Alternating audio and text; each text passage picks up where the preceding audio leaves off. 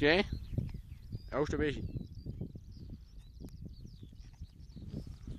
Ale to asi nechytlo, Ale dýmá to jak... To ne, to je tam ta bacha.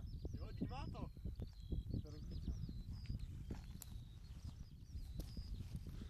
Pokusný králík docela dává. Jo, Ty krávo. to docela škladí, vole. Jsem si docela potáhl. To je plamen, Kdo se mají tady plamen, tak... Ty tak běž dál, vole. Běž dál. To hoří akorát ta náplast asi na tím. No takhle myslíš, jo? Běž pryč, vole, běž dál. Chápu přece jenom ne tvůj mobil. Jo, no. To spoukni, vole. Ještě furt myslíš, že to je ta na... Pochu, ale možná kdybys tam nedal tu izolačku, tak by to dávalo. Prej to sfoukni, vole. Počkej, běž, vole. Já jdu radši dál.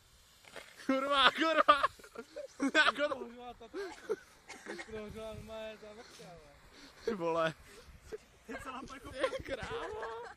Co to kurva je? Pěkně, víš se pěkně. Takové plameny jsou teda až moc velký, to jsem si takhle nepředstavoval. To skoří ta plechovka, No.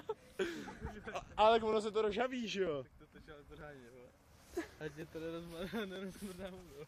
Mám čečka, pičí. Ještě chvilku to bude. Pičo, vole, kopni do toho, ať to chcípne ten plamen. Počkej, kopni do toho. To je trošku, no? Kurva, co tam díru v té boče? Nebyl. To je ono, vole. To je ono, my do toho musíme kopnout. Tak začne ho vyprávat. Uchula to dýmádlo. Ale grundle, To se ale měl kopnout tam, ale ne do trávy. To asi bude. Náhodou docela dlouhá. Tyjo, dost dobrý, ale zítra další, jo.